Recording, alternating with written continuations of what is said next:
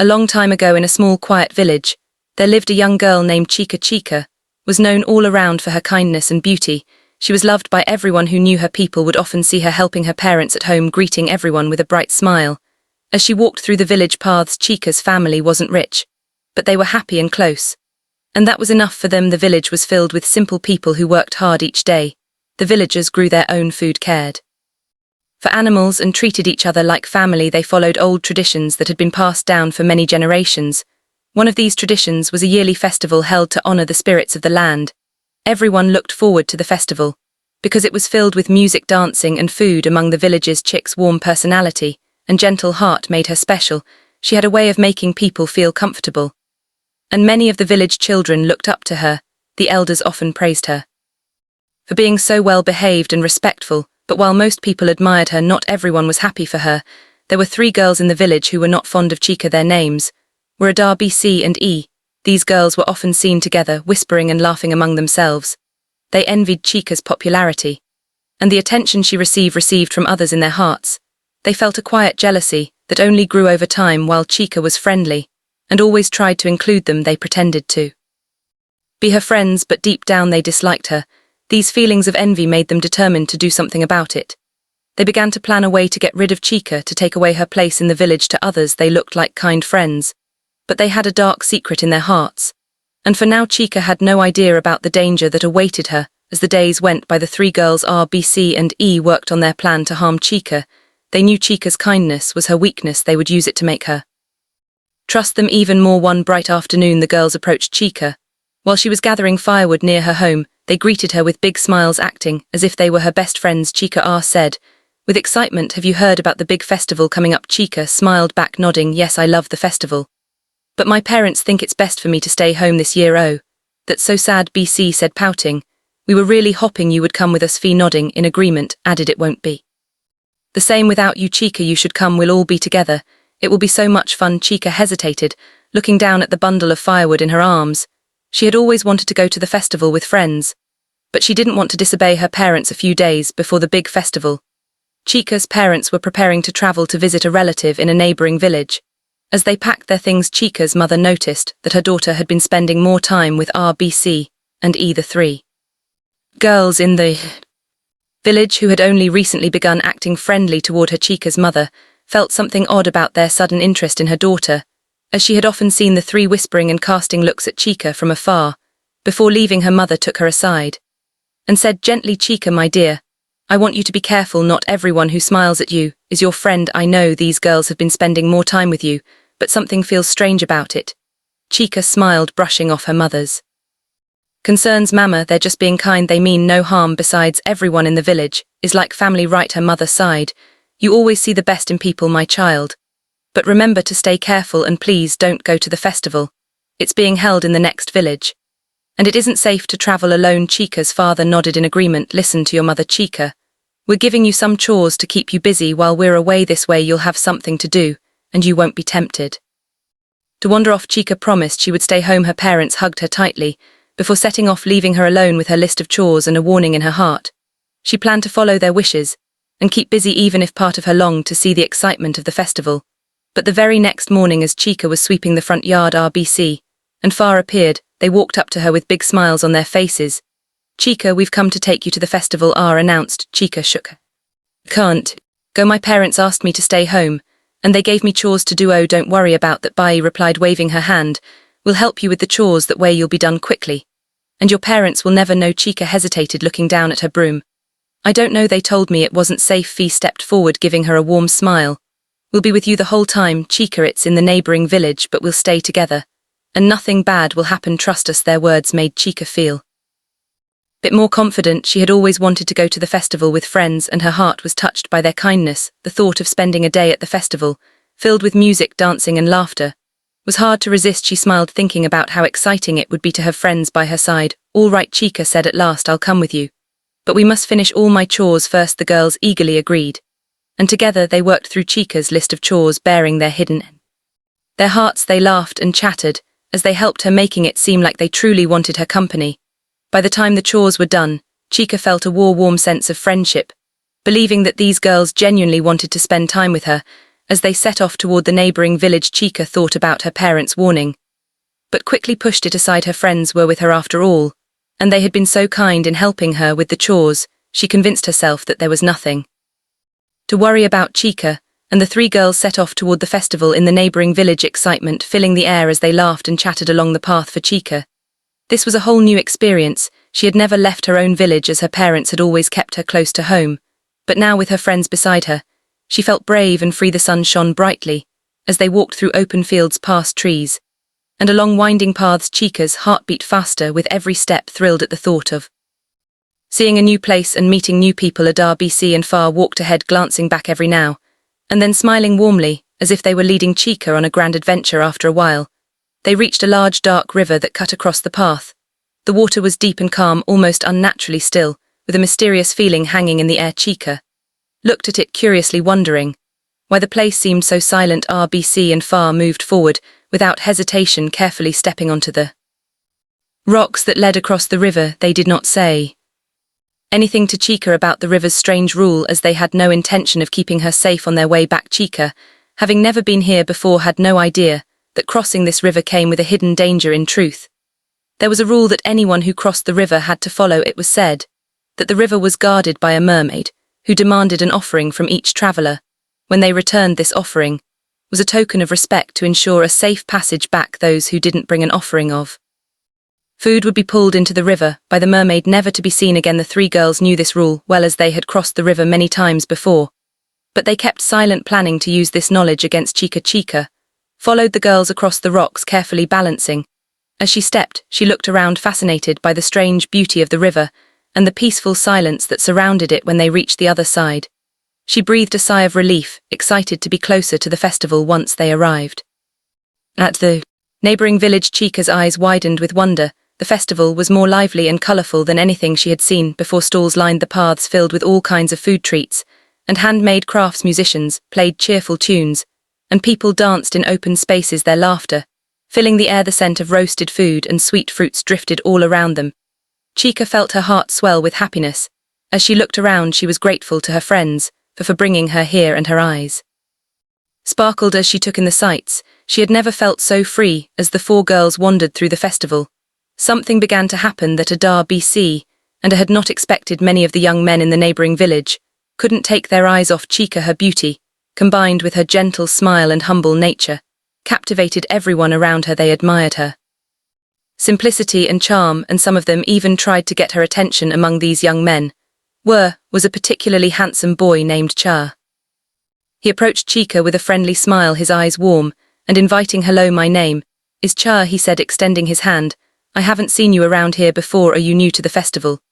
Chica shook his hand shyly, her cheeks turning a soft shade of pink. "Yes, I am. My friends brought me here for the first time today." Cha's smile widened. "Well, welcome. I'm glad you're here. Would you like to walk around with me? I can show you of the best parts of the festival." Chica looked over at her friends who were watching her with tense smiles, and then back at Cha. She nodded, feeling a bit nervous, but excited at the same time. "That would be nice, thank you." The two of them wandered through the festival together, talking and laughing. As they explored the different stalls and attractions, Cha was kind and funny, and Chica found herself feeling comfortable with him. They shared stories and laughed, and by the end of the evening, Chica felt as if she had made a true friend.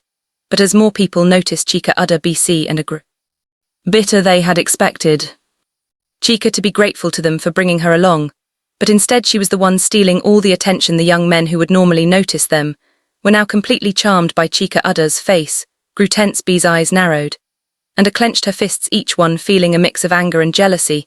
The three girls huddled together, their eyes never leaving Chica, as she laughed and talked with Cha. "And the other villagers look at her," whispered, her voice filled with resentment. "She acts like she's better than us." "Yes," Bay muttered, crossing her arms. "Everyone loves her, as if we don't even exist." If glared at Chica from a distance, "Maybe it's time we remind her that she's not so special after all." The three of them exchanged dark looks, their jealousy burning even brighter now. They knew that Chica wasn't aware of the mermaid's rule about offering food on the way back, and they planned to keep it that way in their minds. This was the perfect chance to finally rid themselves of her. Chica, meanwhile, was oblivious to the bitterness growing in the hearts of her friends. She laughed, danced and celebrated with Cha and the other villagers, feeling happier than she had ever felt before. She believed that she was surrounded by friends who truly cared for her, never imagining that they were plotting against her. As the day wore on, Udder, BC and prepared themselves for what they intended to do next. And while Chica's heart was full of joy and trust danger lay just ahead, Chica was still caught up in the festival, her eyes bright with excitement as she moved from stall to stall. She couldn't stop smiling. Surrounded by laughter, music, and colorful decoration, for a brief moment she forgot about her parents' warning. This was a day of freedom and happiness, something she had never experienced before.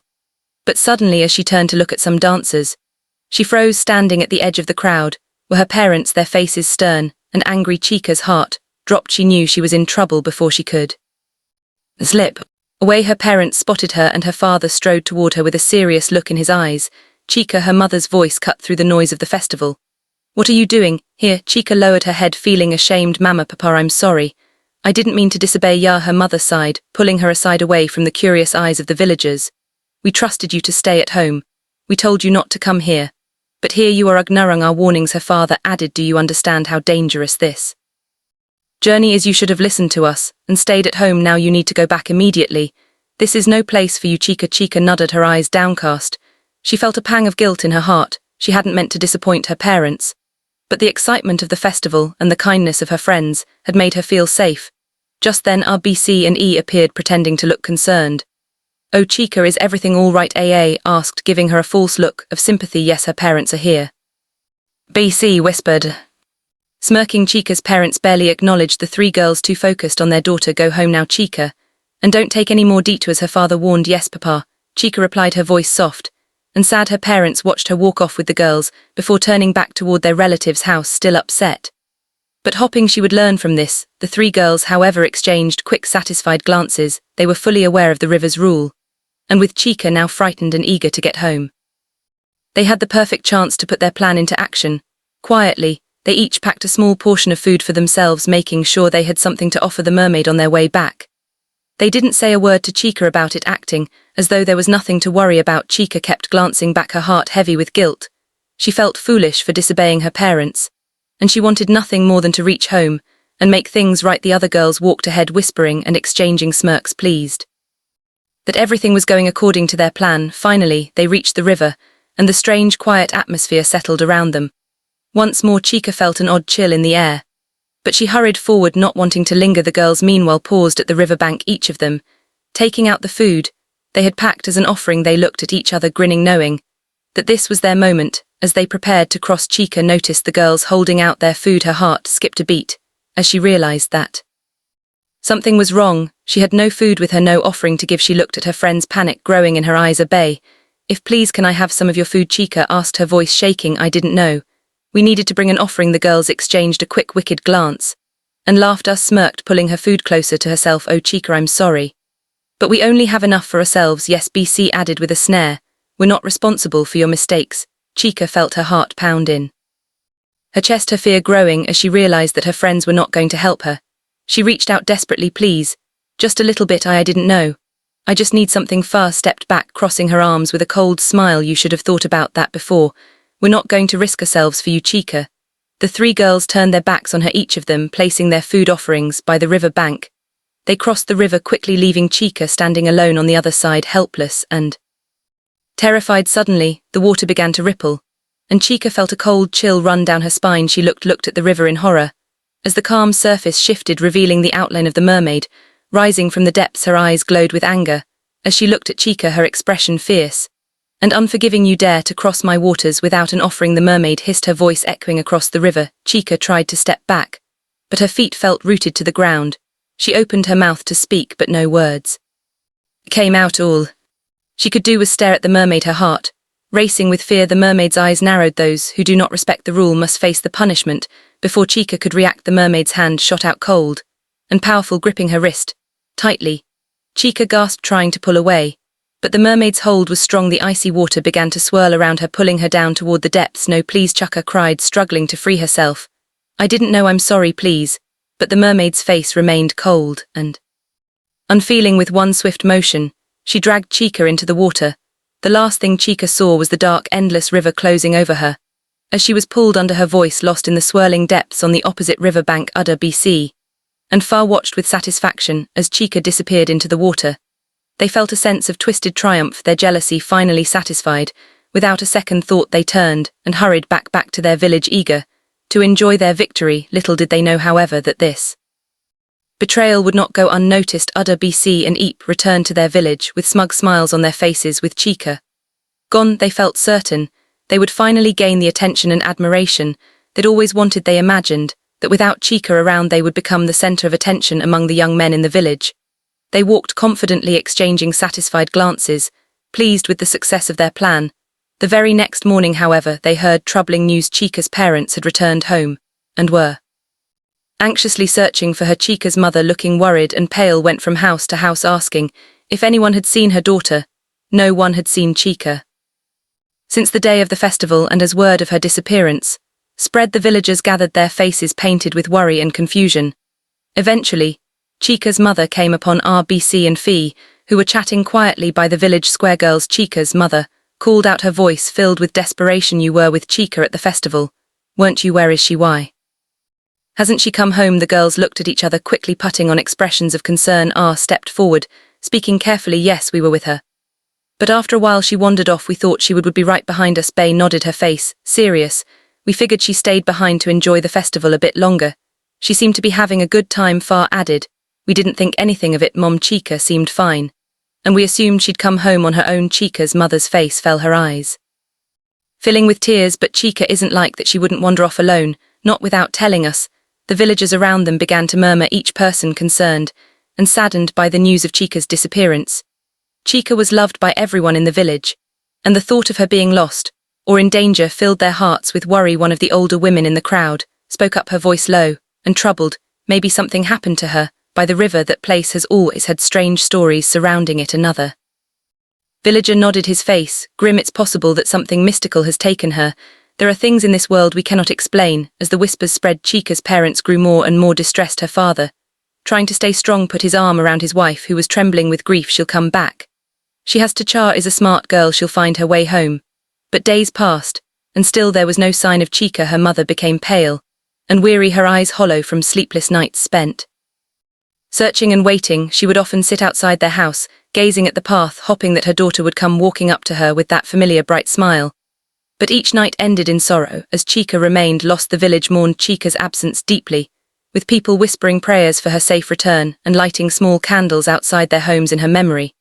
Some villagers believed she had met with an unfortunate accident, while others suspected that mystical forces had taken her. Meanwhile, a BC and Third continued their lives as if nothing had happened, pretending to share in the village's grief. They offered comforting words to Chica's parents, helped search along the paths, and spoke kindly of Chica whenever they were asked. But in truth, they were pleased, enjoying the new attention from the young men in the village, who now took notice of them. However, as rumors grew and whispers spread, the girls began to feel a faint unease. They decided to return to the river, hopping to make sure that no trace of their betrayal remained. As they reached the river bank, they looked around carefully, scanning the quiet dark water and reassuring themselves that their secret was hidden well. But then a soft sound caught their attention. Perched on a tree branch above the river was a little parrot singing a sad, haunting melody.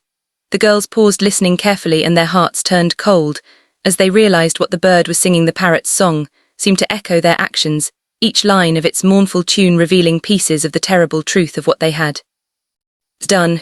To Chica, the girls looked at one another in horror, realizing that if anyone heard the parrot's song, their secret would be uncovered. Without a word, Adar, BC and Far made a quick decision. They picked up stones from the riverbank and began throwing them at the bird, desperate to silence it forever. The bird fluttered and dodged, but eventually one of their stones hit its mark, and the parrot's song stopped abruptly. The small creature fell silent, disappearing into the shadows of the trees. The girls breathed a sigh of relief, certain they had erased the last trace of their secret. Days passed, and Chica's parents continued to search tirelessly, their hope fading, but their love for their daughter as strong as ever. Each day, they walked the village paths, calling her name and asking everyone they met if they had seen any sign of her. They were met with pitying looks and sad shakes of the head.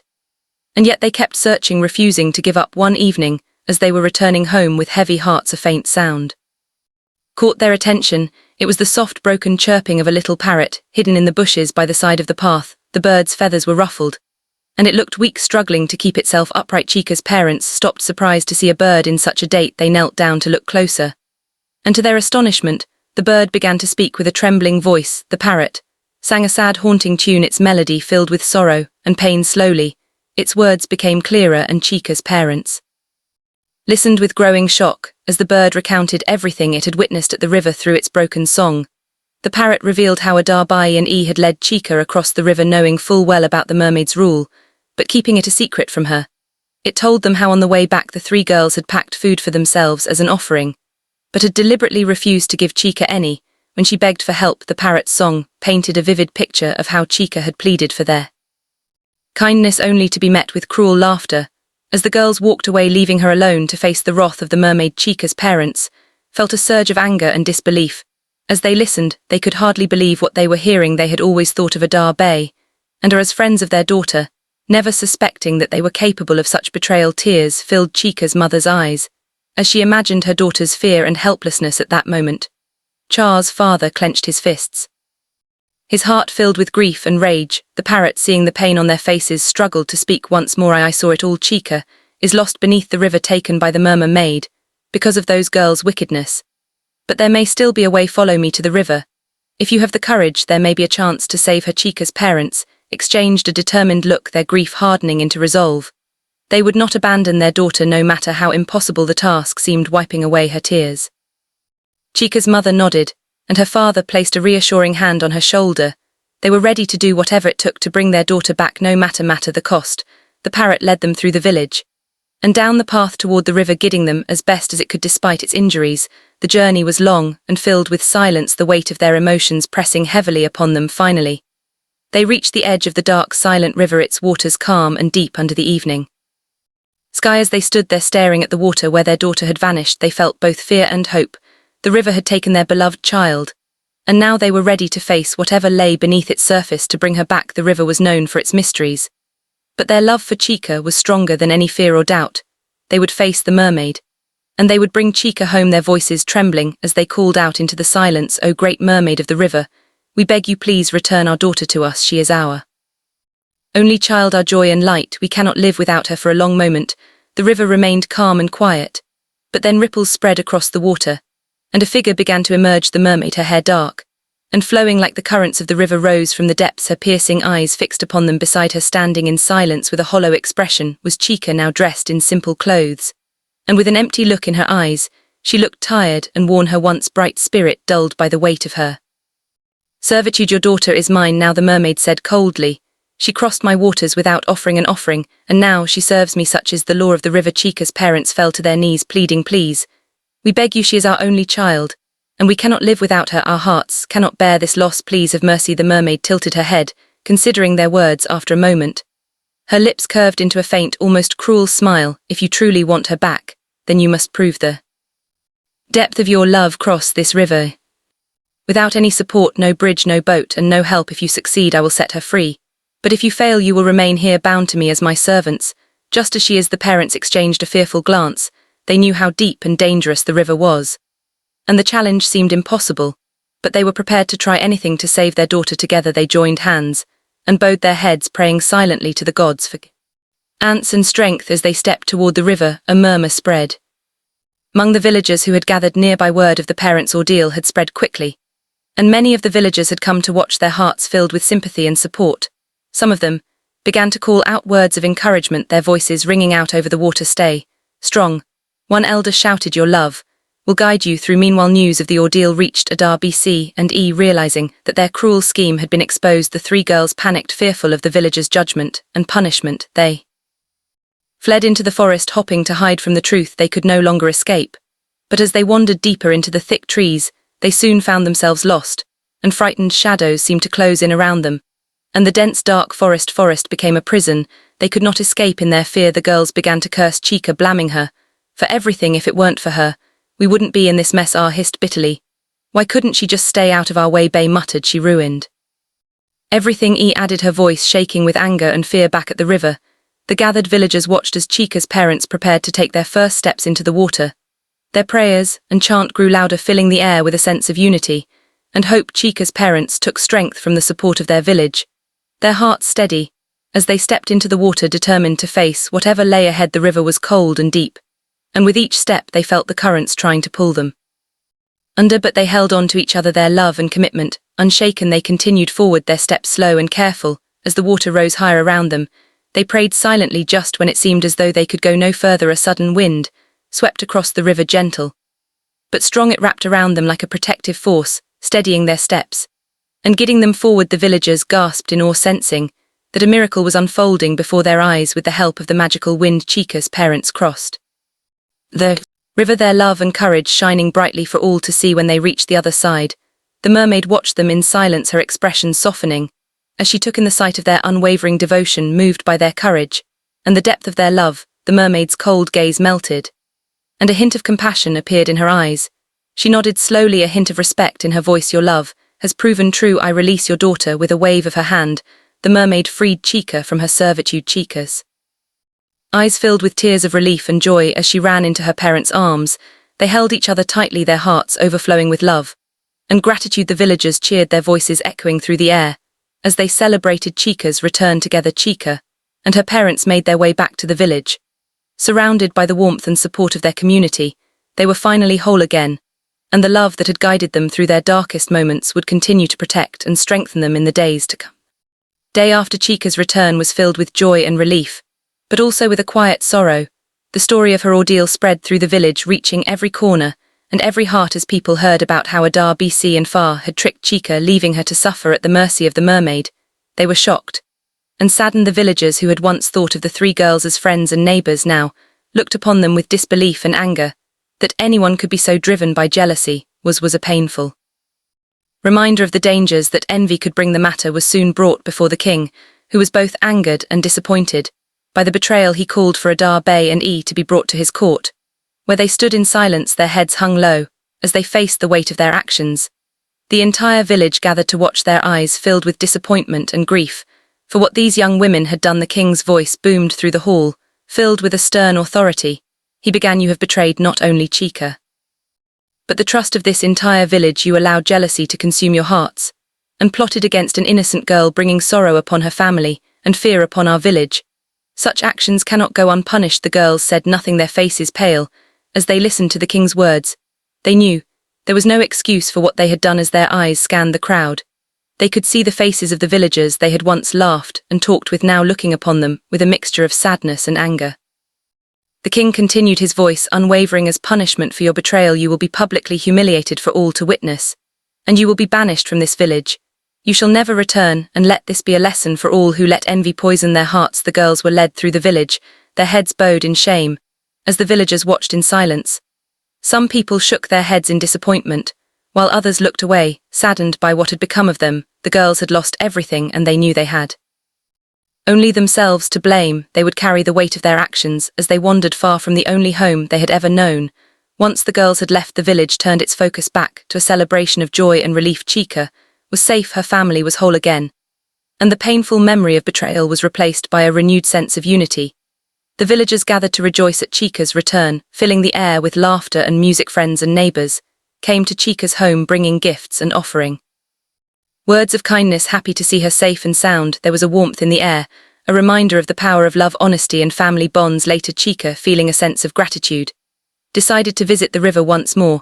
She wanted to thank the mermaid whose change of heart had given her a second chance at life. With a small offering in hand, she walked to the edge of the river and called out softly, Great Mermaid of the river, I have come to thank you. Slowly the water rippled, and the mermaid emerged, her expression calm yet thoughtful. Chica looked at her with respect, noticing a softness in her eyes that had not been there before. I see you have returned, the mermaid said, her voice less cold than it had been before. What brings you back here, child? I came to thank you, Chica replied. Your mercy allowed me to return to my family, and I am forever grateful. The mermaid looked at Chica for a long moment, a wistful expression crossing her face. She sighed, glancing down at the water, as if remembering something long forgotten. Once I was like you, she began, her voice laced with sadness. I was a young maiden filled with hopes and dreams, and I fell in love with a handsome man from a faraway village. But his mother, who was a powerful witch, despised me and cursed me to this river where I would remain forever. Chica listened in silence, her heart aching for the mermaid's sorrow. Over time, my bitterness grew. The mermaid continued, I watched people pass by, loved ones and families, and I began to resent them, for I had lost my own chance at love and happiness. My heart became hardened, and I vowed to punish anyone who crossed my waters without honoring my rule. The mermaid looked at Chica, her gaze softening. But when I saw how deeply your parents loved you, how they were willing to risk everything to bring you back. It touched something in me that I thought had died long ago. Their love reminded me that maybe, just maybe, not everyone in this world is cruel. There are still hearts filled with kindness and sacrifice. Chica felt a tear slip down her cheek. She had never known that the mermaid carried such pain. Thank you for sharing your story, she said softly. I will never forget what you did for me. The mermaid nodded, a faint smile touching her lips. Go now, Chica, and live a life of love and kindness. Cherish your family, for that love is more powerful than any curse or spell. With those final words, the mermaid sang back into the river, disappearing into its depths. Chica stood there for a moment, a feeling of peace settling over her. She knew that the mermaid's heart had softened, even if only slightly, and she hoped that one day the river spirit might find peace herself. The village celebration continued in full swing, with songs and laughter filling the air as everyone rejoiced in Chica's safe return. People gathered around her, congratulating her on her bravery and marveling at her story. Among the crowd, a young man approached, dressed in fine clothes that hinted at nobility. He moved confidently, yet his face softened as he caught sight of Chica. It was the village prince who came to join in the celebration. After hearing of the incredible events that had taken place, but as he drew closer, he paused, recognizing Chica as the same beautiful girl he had met at the festival. She had never left his mind since that day, her gentle spirit and captivating smile lingering in his thoughts. Now standing before him, she looked even more beautiful, with a grace and strength that seemed to shine from within. Chica, he said softly, a smile spreading across his face. It is you. Chica looked up, and her eyes widened in surprise. Che, she gasped, recognizing him immediately as the kind young man she had met at the festival. The prince nodded, taking her hand in his. Yes, my real name is Prince Che. I came to the festival in disguise, hoping to meet the villagers without them knowing who I was, but you were unforgettable. I've thought of you every day since we met. Chica blushed, her heart fluttering as she remembered their time together. Prince Chi looked at her with admiration, his gaze filled with respect and affection. Your story has touched me deeply, he said. Your courage, your kindness, and the love your family has shown. I have seen that your heart is noble and true, and I would be honored if you would marry me. Chica. The crowd erupted into cheers, thrilled by the prince's proposal. Chica's parents, filled with joy, nodded in support, their eyes shining with pride. Chica, overcome with emotion, smiled and gave her answer. Yes, Prince Chi, she whispered, her voice full of happiness. I would be honored to marry you. The village prepared a grand wedding for them, a joyous ceremony filled with flowers, music and blessings. The villagers danced and celebrated, grateful for Chica's safe return and for the hope her story had brought to their community. Chica and Che exchanged their vows under the bright sun, surrounded by family and friends who wished them happiness and love. After the wedding, Chica shared the mermaid's story, with Prince Che telling him of the sorrow and bitterness that had trapped her in the river. The prince listened intently, his heart moved by the tale of the once beautiful maiden had been cursed to live in the water. Inspired by Chica's compassion, Prince Chidi decided that he would do everything in his power to help lift the mermaid's curse. He called upon the chief priest of the kingdom, asking him to perform the necessary rituals to break the curse with the guidance of the gods. The priest prepared the rites, offering prayers and making sacred offerings at the river bank. The villagers gathered once more, watching in hope as the chief priest chanted and invoked blessings upon the river, seeking to end the mermaid's suffering. As the final words of the ritual were spoken, the waters of the river began to shimmer, and a soft light rose from beneath the surface. The mermaid emerged, her face transformed from sadness to a peaceful smile. Her scales gleamed like jewels and her eyes were filled with a warmth that had not been there before the curse was broken. And she was free at last. Thank you, Chica, the mermaid said, her voice soft with gratitude. Your kindness has given me a second chance. With one last look of thanks, the mermaid disappeared beneath the water, her spirit finally at peace. The river calmed, its waters glistening under the sun, and the villagers cheered, knowing that their village was now free from the mermaid's torments. Chica and Prince Chidi returned to the village as a beloved, cherished by everyone for their bravery and kindness. In time, Chica and Che built a life filled with love, laughter, and joy. They honored their families and served their people with kindness and humility. Peace returned to the village, and the river remained calm, a reminder of the power of forgiveness and the strength of true love. And so Chica and her family, along with the entire village, lived happily ever after, their hearts forever touched by the story of the mermaid, the strength of family bonds, and the joy of new beginnings.